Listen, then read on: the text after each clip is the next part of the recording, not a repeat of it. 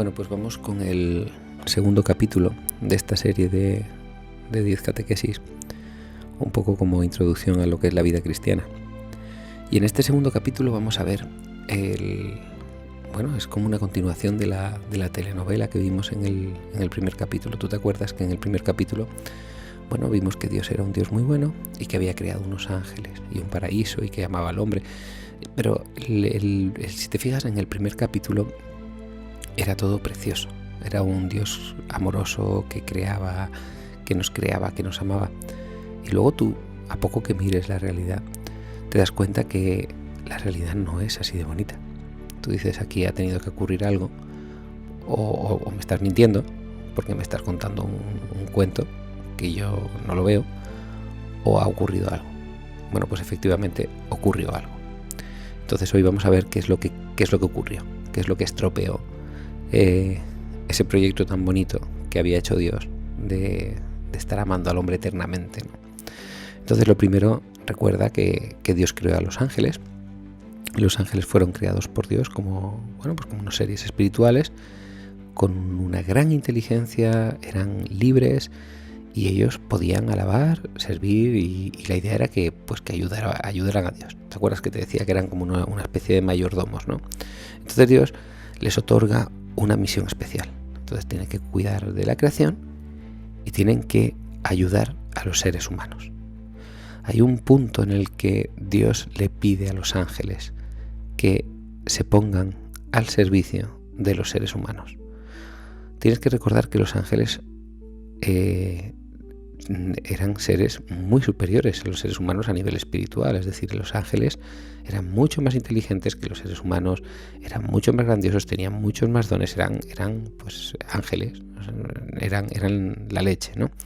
Entonces estos ángeles que eran seres perfectos, eran seres, además eran muchos y eran muy diferentes. Quiero decir que había ángeles que tenían determinados talentos, igual que el hombre, ¿no? Es decir, Dios crea al hombre y le da diferentes cualidades, diferentes talentos. Algunos destacan por una cosa, otros destacan por otra. Bueno, pues con los ángeles es igual, es un montonazo de ángeles, miles y miles de ángeles, y dentro de esos miles de ángeles pues son diferentes, son personas, son entidades totalmente diferentes unos de otros, ¿no? Entonces estos ángeles tienen libertad, igual que el hombre, para elegir entre obedecer y desobedecer a Dios. Pero con una particularidad. Cuando el hombre desobedece a Dios, es un desobedecer un poco imperfecto, porque cuando el ser humano desobedece a Dios puede ser porque tengo miedo, tengo apetito, tengo cosas que son de la parte física del ser humano, ¿no? Un ángel no tiene parte física, un ángel es puramente espiritual. Quédate con ese punto, porque ahí viene la parte de los ángeles. Cuando Dios llega, les revela su plan. Dice, mira, coge a los ángeles y les dice, yo voy a crear a los seres humanos a mi imagen y semejanza, porque los ángeles no son a imagen y semejanza de Dios. Yo voy a crear a los seres humanos a mi imagen y semejanza y van a ser lo más importante de la creación.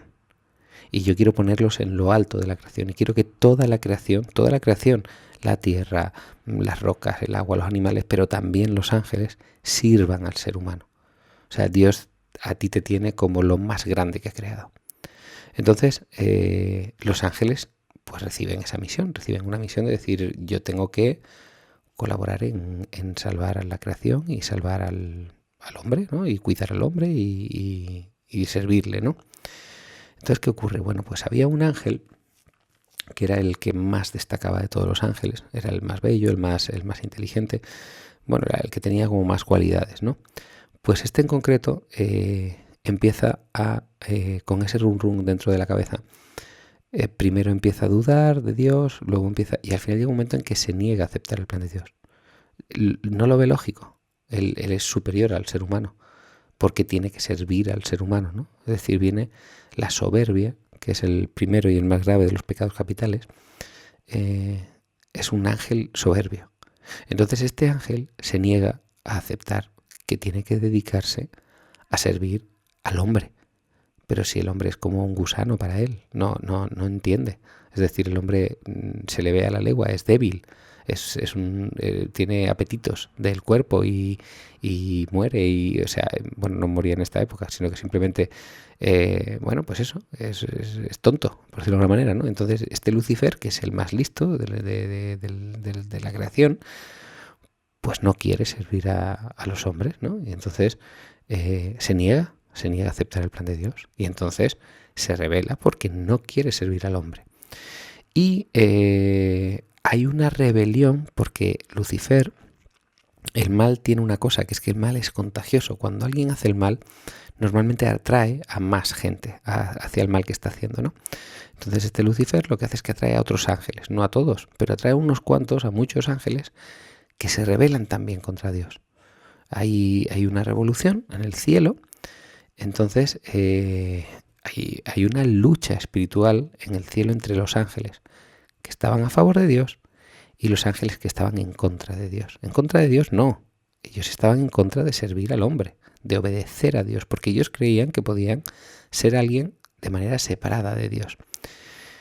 En esta lucha de los ángeles buenos contra los malos se ventila una de las claves de la existencia humana, de la existencia en general, porque esto es una cosa que viene de la creación desde este mismo momento, que es cuando se está creando, para que lo entiendas.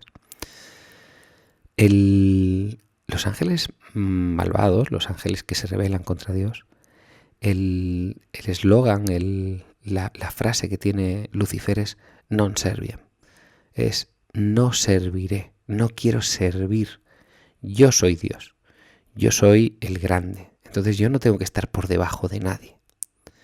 Y luego el arcángel San Miguel, que no era el más nada, pero sí es verdad que era el que más fidelidad demostró a Dios en esta lucha, resuelve esa lucha espiritual, porque las luchas espirituales entre ángeles no son luchas como en la guerra aquí de matarse unos a otros.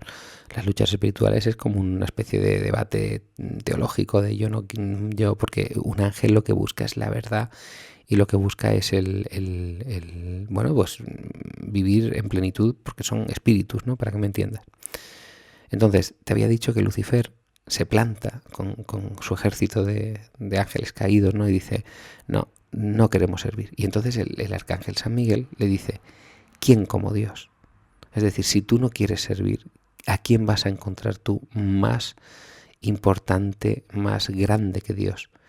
Y esa es la tónica de la creación en general. Es decir, lo normal es que las criaturas, el hombre, nosotros especialmente, pues querramos no servir, no tener que estar bajo nadie, y ese bajo nadie incluye estar bajo Dios. Y luego lo que viene a decir el arcángel San Miguel es, ¿pero a quién vas a servir? O sea, ¿con quién te vas a juntar tú que sea mejor que Dios? ¿A dónde vas tú solo, no? O sea, ¿por qué te vas a alejar tú de ese amor, ¿no? de esa historia? Entonces, bueno, Dios tiene un punto, que es que Dios es inmensamente misericordioso, infinitamente misericordioso, pero también es infinitamente justo. Entonces Dios coge a Lucifer y los expulsa a él y a los ángeles caídos del cielo. Y entonces Lucifer, tú tienes que pensar en alguien que es el mal, que es el odio, el resentimiento. Entonces Lucifer se convierte en el adversario de Dios. No están en el mismo nivel, es absurdo, porque Lucifer es una criatura, Dios es el que lo crea, es como si una marioneta se rebelara contra el artesano que la ha hecho, no es una lucha. Pero con el amor de Dios sí que deja a Lucifer libre para hacer lo que quiere hacer, porque a todo lo que crea Dios le da libertad. Y entonces Lucifer, dentro de su rabia, tiene que demostrar que él es más que Dios. Esa es una lucha que también el ser humano tiene muchísimo, que es que se pasa toda la existencia intentando demostrar que o Dios no existe o él es más que Dios, ¿no? Bueno, pues Lucifer tiene que demostrar que es más que Dios, y como tiene que demostrar que es más que Dios con toda la rabia que tiene contenida, lo que se le ocurre es hacer daño a Dios. Porque Lucifer puede hacer daño a Dios, porque así como la naturaleza de Dios es amor, la naturaleza de Lucifer, que es la corrupción del amor, es hacer daño. Entonces, ¿qué puede hacer Lucifer para hacer daño a Dios? Si Dios es mucho más poderoso y no tiene el mismo poder, no puede llegar a los mismos sitios. ¿Qué puede hacer Lucifer? para hacer daño a Dios? Destrozar lo que ha creado y destrozar a sus niños mimados, que son los hombres. Y entonces Lucifer se dedica a buscar a los hombres para engañarlos y que se alejen de Dios, de ese Dios amor que los ha creado y que está esperando desconsoladamente que le quieran. Entonces, cuando Lucifer convence al hombre para que se aleje de Dios, está frustrando el plan de Dios, que era que estuvieran amándose Dios al hombre, el hombre a Dios, de manera continuada, ¿no? Entonces, pues claro, llega Lucifer, es un espíritu bastante inteligente, Lucifer y el resto de los ángeles, ¿no? Y entonces se dedican a destrozar la creación de Dios, por pura rabia. Y también por pura rabia y porque ellos ya saben que están condenados. Ellos no van a poder disfrutar del amor de Dios ya el resto de su vida. Y eso es la peor de las experiencias, cuando tú piensas que ya no vas a ser más, nunca más amado. Imagínate qué infierno tan grande puede ser eso, ¿no? Entonces, Dios coloca a Adán y Eva en el jardín del Edén. Estamos en el momento en que, Dios ya había expulsado a los ángeles, pero está creando a los hombres, ¿no? Crea a Adán y Eva, los mete en el jardín, el paraíso, todo es perfecto, todo es maravilloso. Y entonces, pues les da la libertad y luego además pues les da un montón de virtudes, les da la paciencia, la templanza, les da un montón de virtudes para que ellos mismos tengan potencial para vivir en armonía con la naturaleza, con su sabiduría, con el amor que tienen y demás. Entonces, Dios, lo que sí que es verdad, que le da a Adán y a Eva un solo mandamiento. Y es no comer del árbol del conocimiento del bien y del mal. Este mandamiento, fíjate qué interesante es, que es el árbol de la ciencia, del conocimiento, del saber. Es decir, no creas que porque sepas más, porque tengas más inteligencia, porque abarques más cosas, vas a ser como Dios. Entonces Dios te dice, mira, tú tienes que vivir en armonía, pero el que decide lo que es bueno, lo que es malo, lo que te conviene, lo que no te conviene, tengo que ser yo el que te lo diga. Y hay un árbol en el paraíso, que es el árbol del bien y del mal, que te va a permitir pues elegir entre el bien y el mal por tu cuenta, sin hacerme caso a mí. Entonces ese árbol no lo tomes, no cojas ese camino. No cojas un camino de que tú decidas lo que está bien, lo que está mal, de manera separada de Dios. Y Adán y Eva le obedecen. Adán y Eva pasan una temporada estupendamente, simplemente pues conviviendo con Dios, ¿no? Y haciendo pues las cosas que hacían agradable a Dios. Dios le hacía cosas que le hacían agradables a ellos y era un momento de felicidad que tenían. Entonces, pues el hombre tiene una libertad, pero también tiene una parte de responsabilidad. Es decir, tú puedes hacer mal y eres responsable de no hacerlo, ¿no? De no rebelarte, ¿no? ¿Qué ocurre? Que Satanás, que es otro diablo, que no es Lucifer, está celoso. Está celoso porque es un ángel que ve el amor que tiene Dios a los hombres y él ya sabe que él no lo va a poder disfrutar. Entonces se disfraza de serpiente y se presenta ante Eva. Y entonces engaña a Eva porque le empieza a hacer dudar de que Dios la quiera. Es decir, no, Eva, a ti Dios no te quiere tanto. ¿Y por qué? ¿Cómo se lo dice? Le hace insinuar, no, Dios te ha prohibido ese árbol, ese fruto, no porque te quiera. Dios te está prohibiendo cosas, en concreto este árbol y este fruto, porque Él no quiere que tú te desarrolles, que tú seas como Él, que tú llegues a tu máximo potencial. Entonces, fíjate el juego de si tú haces caso a Dios, obedeces a Dios, eres una hija complaciente, entre comillas, de Dios, pues no vas a llegar todo lo lejos que podrías por tu cuenta. Entonces llega Satanás y le plantea eso, ¿no? Le dice, Dios lo que pasa es que no quiere que seas como Él.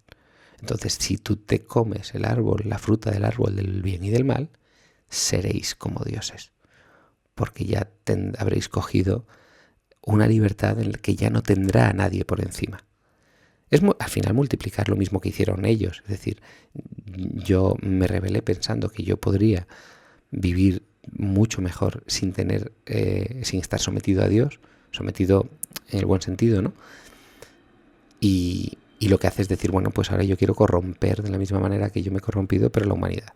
Pero además porque los manejo yo y los quiero llevar yo al camino de que se corrompan, ¿no?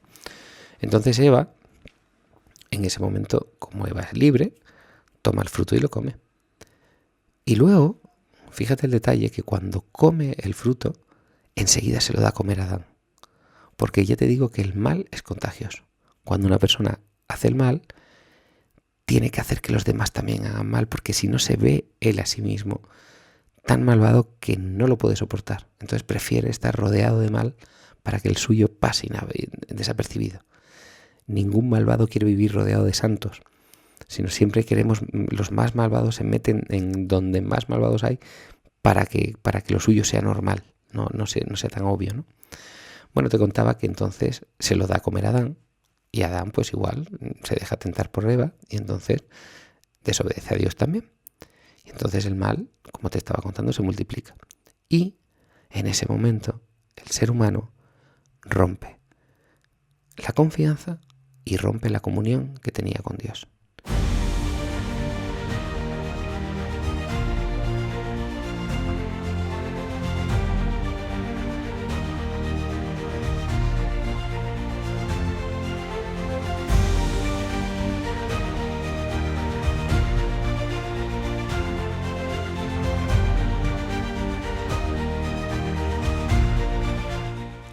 Aquí es donde comienza la gran tragedia del ser humano, porque el hombre ha roto la amistad con Dios por voluntad propia. Este primer pecado que comete el hombre, porque la palabra pecado es separarte tú de Dios. Son esas cosas que a ti te separan del que te ha creado, del que te ha amado. Te ponía el ejemplo de una fuente, que tú tienes sed, vas a la fuente a saciarte, pues todas las veces que tú pasas de la fuente y te vas tú por tu cuenta, y entonces ese irte por tu cuenta te aleja de la fuente, eso es pecado. Cada decisión que tú tomas alejándote de esa fuente es pecado. Entonces, este primer pecado se llama el pecado original porque es el primero. Entonces marca una separación entre el hombre y Dios. El ser humano, este fue el primer pecado que cometió. Y es el rechazo de Dios y de su plan. Dios tiene un plan, pero yo me lo quiero montar por mi cuenta. Y entonces representa el inicio de la desobediencia y del egoísmo en el corazón humano. El corazón humano en este momento empieza a ser desobediente de Dios. Nunca lo había sido antes. Y claro, esto va pasando de padres a hijos, de hijos a nietos, de nietos a bisnietos, porque ya los primeros padres, que son Adán y Eva, ya fueron desobedientes a Dios.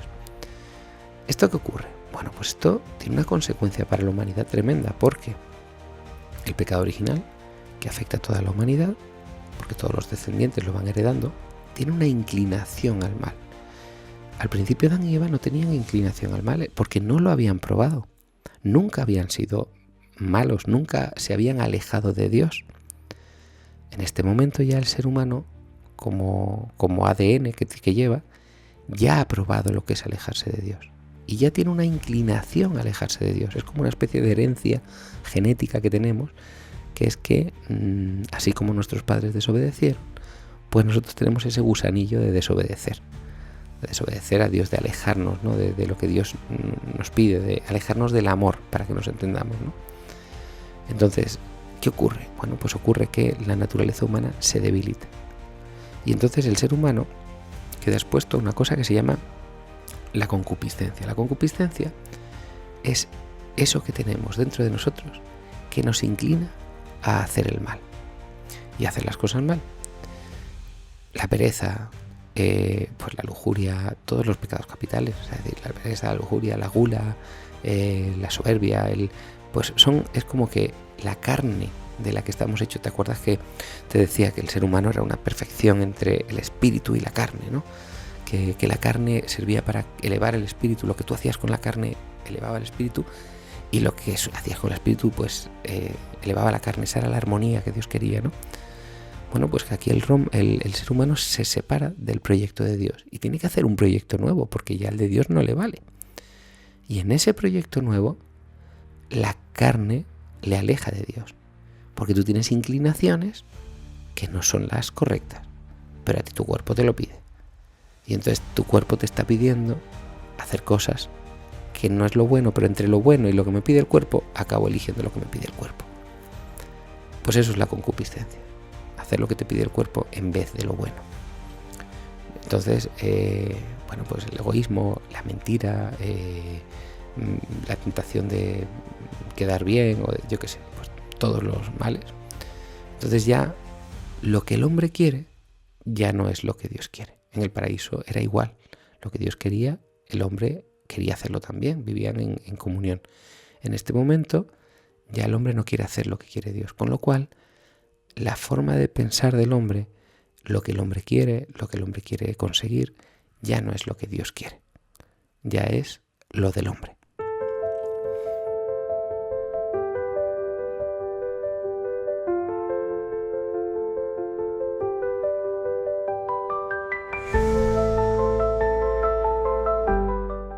Al desobedecer, Adán y Eva pierden la gracia. ¿Te acuerdas? Te decía que la gracia era como la amistad, la presencia de Dios en la vida de alguien, ¿no? Entonces Adán y Eva pierden la gracia y entonces pierden la luz. Ya no saben qué tienen que hacer con su vida. Son expulsados del jardín del Edén. Te decía que Dios es un Dios justo. No era un rollo de perdonar y punto, sino no, es que si has hecho algo malo, tienes que pagar por ello, ¿no? Entonces son expulsados del jardín del Edén y ya se rompe la comunión con Dios. Entonces, ¿qué ocurre? ¿Te acuerdas que en el paraíso no había sufrimiento, no había dolor, no había muerte? Porque la naturaleza del hombre diseñada por Dios no tenía sufrimiento, no tenía dolor, no tenía muerte, no tenía enfermedades. ¿Qué ocurre? Ahora no, ahora el trabajo empieza a ser el trabajo es durísimo. Existe el dolor, aparece la enfermedad y el hombre muere. Entonces el ser humano ya no está en armonía con Dios. Es como una planta que la dejas de regar. Cuando tenías una fuente que te regaba, la planta crece estupenda. Cuando la dejas de regar, pues la planta se va marchitando. Pues el hombre, hasta este momento, lo que ha conseguido ha sido coger un camino de marchitarse. Y el hombre se marchita.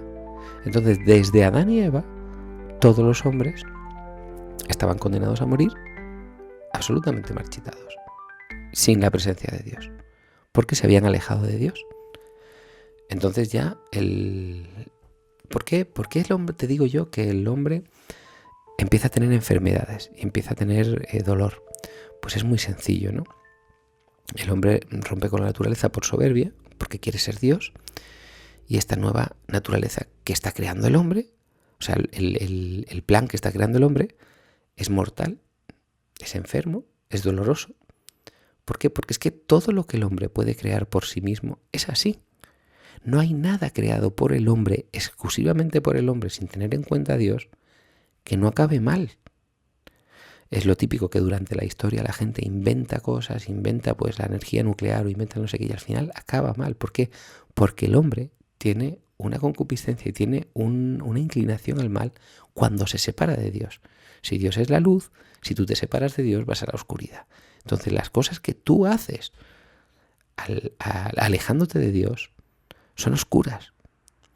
Y entonces al alejarte de esa fuente de eternidad, pues te falta el ingrediente fundamental, que es la fuente de eternidad. Si Dios te ha dado la vida y te alejas de Dios, lo normal es que venga la muerte.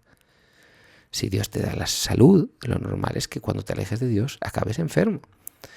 Y eso es lo que ocurre, que el proyecto de Dios, el proyecto del hombre, no es capaz de repetir ese proyecto totalmente perfecto que era el proyecto que tenía Dios. Entonces el ser humano, en esa nueva naturaleza que está haciendo, es una naturaleza de segunda división. Es un simulacro de vida, que no es la vida que tenía con Dios, sino es una vida de segunda mano. Cae a un nivel inferior y entonces Dios se pasará la vida intentando rescatarlos para que cuando acabe la vida, lo que sea, vuelvan otra vez a estar con Él. Pero es que ya has bajado de categoría. Ya estás jugando otro juego, ya estás en la liga de lo humano, ya no estás en la liga de lo divino. Entonces, pues los hijos de los hijos van heredando esa naturaleza estropeada por el hombre, ¿no? Entonces, también la creación sufre, se desordena. Como el hombre se vuelve egoísta, como el hombre tiene apetitos mucho más bajos, mucho más malvados, pues también explota la naturaleza, rompe la armonía, rompe los recursos que Dios le ha dado para que los disfrute. Y es lo que está ocurriendo, ¿no? Que se vuelve hostil, la naturaleza se vuelve peligrosa para el hombre, porque ya el hombre no está en armonía con ella, ¿no? El proyecto de hombre ya no logra volver a recuperar esa armonía que tenía con la naturaleza. Y luego también rompe la armonía entre el hombre y la mujer. Porque en el paraíso no era solo la armonía del hombre como ser humano con Dios. Es que Adán y Eva estaban en armonía. Y estaban en armonía con Dios. Y todo era armónico, todo estaba dentro del amor. Pero cuando ya entra la concupiscencia, cuando ya entra el pecado original, tú imagínate pues ese hombre lo que podría sentir hacia esa mujer que le ha hecho condenarse, ¿no? O esa mujer hacia ese hombre que bueno, pues con el que tiene que estar el resto de su vida y que le recuerda que está lejos de Dios, ¿no? Entonces el hombre empieza a buscar, pero ¿qué pasa? Que el hombre ya no tiene la presencia de Dios. ¿Y qué hace el hombre? El hombre empieza a buscar el amor de Dios en otros hombres. Entiéndeme que digo el ser humano, ¿no? ¿Qué ocurre? Fíjate tú, este es un punto súper importante. Cuando tú estás lleno del amor de Dios, no te importa dar y no recibir. Dar amor a gente y no recibir, porque tú estás recibiendo el amor de Dios, que es un amor increíble, infinito. Pero cuando tú no estás recibiendo el amor de Dios, se te acaba la fuente, pero tú estás sediento, tú necesitas amor. Y entonces exiges amor al resto de las personas que te rodean. Y te vuelves exigente con el amor. Pero ¿qué ocurre? Que las personas que te rodean son limitadas. No te pueden dar el amor que tú necesitas, porque tú necesitas un amor infinito. Estás diseñado, te diseñó Dios para perseguir un amor infinito. Cuando tú, en vez de perseguir ese amor infinito, persigues un amor humano, un amor finito, lo único que ocurre es que hay discordia, porque es que ese amor finito no va a llegar a ningún sitio muy lejos. Te puede dar una satisfacción, te puede dar un cierto cariño, pero no te va a satisfacer la sed que tienes de amor completamente, ¿no? Entonces, ¿qué ocurre? Que hay un enfrentamiento y surge la discordia, los celos, las envidias, el egoísmo, porque al final la convivencia humana empieza a ser una carrera de intentar llenar el amor, el tuyo, y cada uno el suyo. Y entonces, si cada uno está intentando llenar su amor, lo que hay son peleas. Y lo que hay, mientras que en el paraíso todo el mundo estaba saciado del amor de Dios, y lo que se dedicaba era a dar, a complementar ese amor, era que circulara, ¿no? Que tal como lo recibía uno, pues se lo daba al que tenía al lado, ¿no? Bueno, pues así acaba la historia. Así acaba esta historia. Y esta historia acaba fatal. Es trágico. El ser humano metió la pata y se dejó tentar, y tienes a los diablos y tienes al demonio totalmente intentando destrozar al ser humano para hacerle daño a Dios, y luego por otro lado pues tienes al ser humano perdidísimo, buscando ese amor que ya no lo encuentra, con soberbia, ¿no? Intentando hacer un plan propio. Pero ¿qué ocurre? Como Dios es infinitamente misericordioso, además de infinitamente justo, Dios no abandona al hombre. Dios sigue enamorado del hombre. Entonces, aunque el hombre ha caído, Dios no lo abandona. Su amor permanece incondicional. Entonces, en el mismo momento en que Dios les expulsa del paraíso y les dice, oye, a partir de ahora la vida te va a venir chunga, porque es que tú mismo has roto el proyecto que tenía yo, y el que te viene ahora es peor. Pero él dice que da una promesa. Dice, pero no te preocupes, te prometo que la descendencia de la mujer va a vencer al mal. Es decir, va a venir alguien, va a venir un elegido, va a venir en el futuro algún hijo de alguna madre, o sea, es decir, algún ser humano, vencerá el mal. Lo mismo que tú imagínate la responsabilidad de Adán y Eva, o sea, es decir, esta gente en el limbo donde estuvieron hasta que viniera Jesús, tú imagínate cómo pudieron sufrir ver que por culpa de ellos toda la humanidad estaba condenada. O sea, es terrible, ¿no? Entonces, Dios no abandona al hombre. Dios le promete que va a haber un Salvador y le anuncia que va a haber una salvación, que lo que ellos han sufrido, que la metedura de pata que han hecho ellos, eso se va a resolver. Y lo deja así. Entonces Dios promete que va a redimir a la humanidad y que va a restaurar esa comunión con Dios. Dice, no te preocupes, yo lo voy a restaurar. Tú pues la has cagado, yo te echo del paraíso, te lo mereces, te toca, tienes que tener una consecuencia de tus hechos porque te echo libre. La libertad implica responsabilidad. Si yo te hiciera libre, me tiras la pata y no hubiera consecuencias, no te estarías dejando libre de verdad. Sería un jueguecito. Pero como Dios te respeta para que metas la pata y para que tenga consecuencias y para que tú tengas que afrontar las consecuencias de la metedura de pata que puedas haber tenido, ¿no? Entonces, además del pecado y de las consecuencias que van viniendo, Dios desde ese momento ya empieza a preparar un plan para volver otra vez a atraer al hombre hacia él. Y entonces aquí, en la Biblia, te estoy hablando de las primeras páginas, 10 páginas. Todo lo que te he contado son las primeras 10 páginas de la Biblia. Luego, todo el resto de la Biblia es la historia de cómo Dios va cumpliendo esa promesa. Va cumpliendo esa promesa de que vendrá un Salvador para vencer el pecado y la muerte.